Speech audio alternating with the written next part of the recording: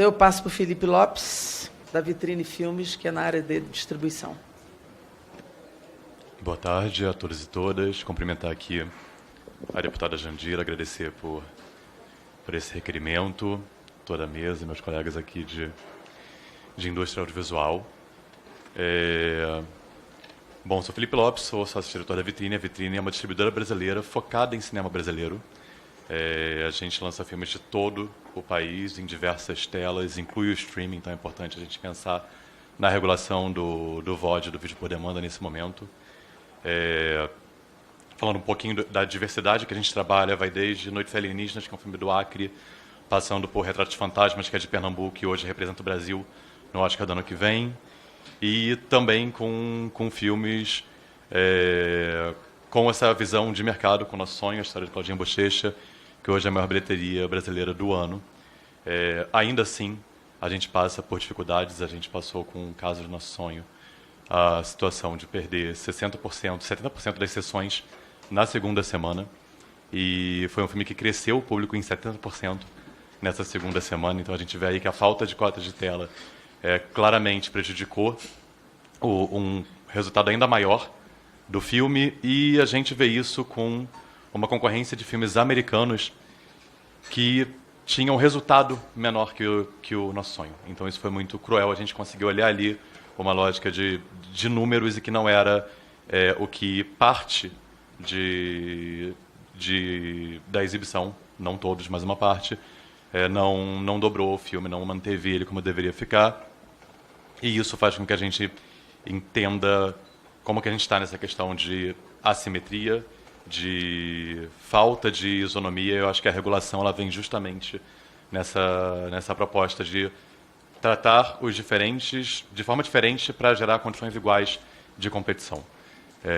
Também presido a ANDAI, que é a Associação Nacional de Distribuidores Audiovisuais Independentes. São 20 empresas de 6 estados. A distribuição ainda é um setor que precisa de mais investimento. A gente tem espaço para ter mais parceiros para ajudar nessa difusão, nessa circulação, que foram termos também citados aqui na mesa, que são fundamentais. A política pública, ela finaliza o ciclo dela no público, na audiência, é na sociedade. Então, acho que o papel da distribuição é realmente ser esse elo entre a obra e o público nas diversas telas. E também, pela Andai, a gente teve outras obras de outras distribuidoras, como a Marte 1 da Embaúba, medida provisória da Elocom, H2O, que conseguiram grandes públicos, mas que pode ainda ter mais com uma política pública mais eficaz.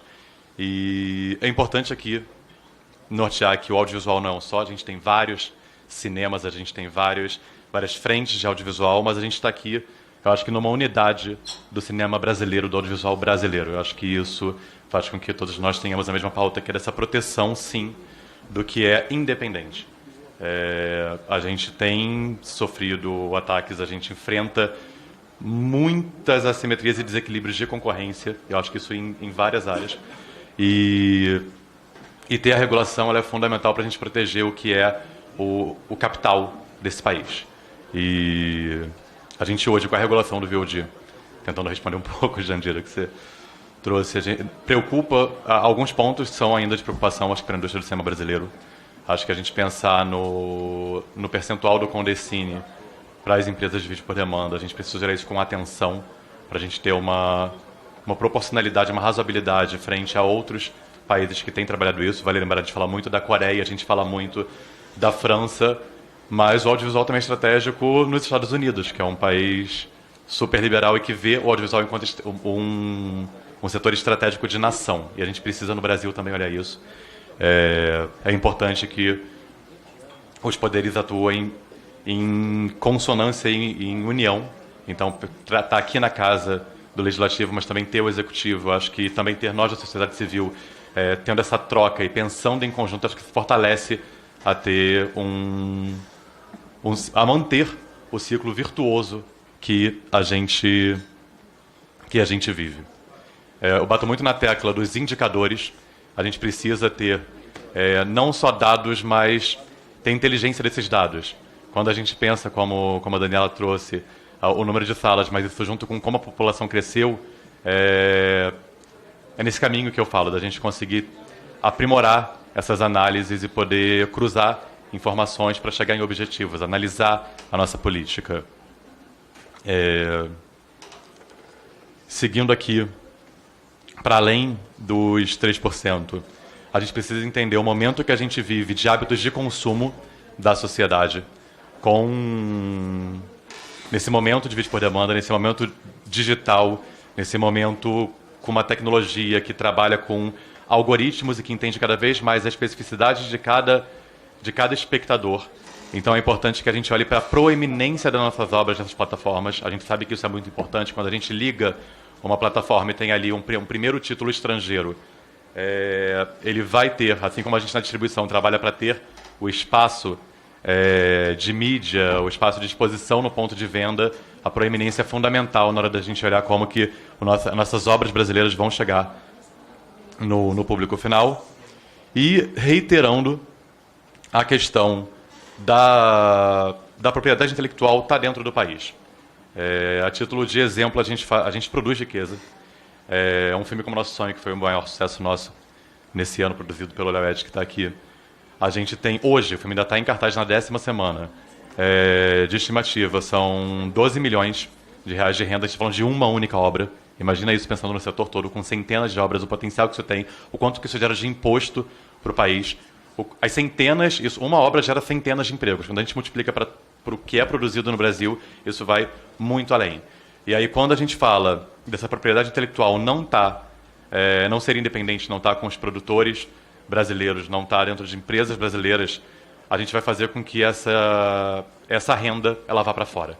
A gente vai estar fortalecendo o mercado externo, um mercado que já avança muito fortemente no nosso mercado brasileiro, que historicamente vê esse mercado como estratégico do ponto de vista de mercado consumidor, e que se a gente não olhar isso também para o mercado de produção, de distribuição, de exibição para as empresas brasileiras, a gente está perdendo aí um potencial econômico gigantesco. Culturalmente já seria justificável a gente estar aqui falando isso tudo, mas é importante bater nessa tecla da financeira mesmo, porque a gente está aqui gerando emprego, gerando renda, agregando valor a outras atividades também. Tem turismo, tem serviço, tem transporte, tem uma série de outras atividades que se beneficiam do audiovisual, e pensar o quão coletivo é o nosso setor, quão diverso ele é, o quão plural ele a gente dá devida atenção para ele. É importante que a gente não deixe passar nesses projetos, seja emendas, sejam textos que não fortaleçam as empresas brasileiras, que deem margem para que empresas estrangeiras consigam abater essas taxas, que elas apliquem recursos em obras que sejam de propriedade delas. Isso não pode acontecer, porque a gente não vai estar aí fortalecendo o audiovisual brasileiro. A gente vai estar fortalecendo o audiovisual estrangeiro. E isso para outras frentes. A gente falou aqui do artigo 3º, que é fundamental da lei do audiovisual, mas vamos também entender como é que é possível aprimorar. Acho que Márcio passa pela mesma situação como distribuidor de obras que recebem apoio de distribuidoras que têm matriz fora do país, estrangeiras, mas que elas não investem depois no orçamento de distribuição, elas não distribuem. Cabe às distribuidoras brasileiras essa função. Então a gente também tem como olhar políticas que são sim eficazes, mas que pontos podem ser aprimorados nessas novas regulações e legislações. Obrigado. Obrigada, Felipe. Cumpriu antes do tempo. Isso é importante ir realçando, que a gente vai elogiando e vai estimulando a galera.